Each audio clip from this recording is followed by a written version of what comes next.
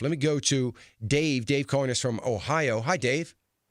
Hi, Dan. I called earlier. I wanted to know the downside. I want to get some money out of my Roth IRA, purchase a home, and if I pay it back within 60 days, what's the downside of doing that over doing it another way? Well, I don't think there's any real downside of doing that, Dave. I don't see any. The one downside is that you don't make the 60 days.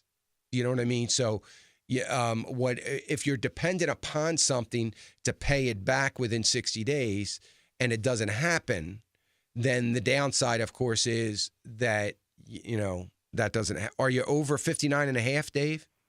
Yes. Okay. So, I don't think there's any downside to do it. I think that's fine. I just would be concerned, but where you're getting the money to replace it in 60 days. If you feel good about that, I don't think there's any downside to it at all. What if you go over the 60 days?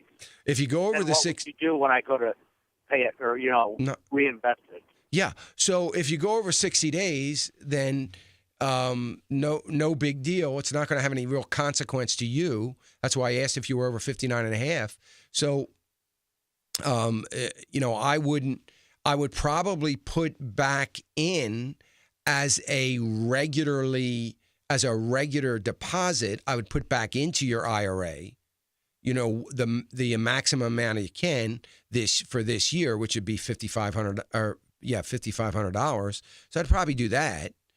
Put it back into your Roth IRA, and then the rest of it I'd probably invest, and I would invest in some depending on your situation, but probably some individual stocks and some cash. Have some in money market, unless you've already got that covered somewhere else. So I would just open an investment account and do it in that. Well, the question I had was, if I'm taking that amount out, the one person I talked to said that, well, you're losing your basis by doing that. Well, gone out of the Roth IRA, and that didn't make sense to me. No, it doesn't make sense. You're not losing anything. Remember, basis doesn't mean anything in a Roth IRA when everything is tax-free. It's irrelevant. So if you're losing your basis that may make your portfolio look good. So if I'm an investment advisor and you pull out your basis, which consists of 5 or 6 different stocks because you've got to sell out of it, okay?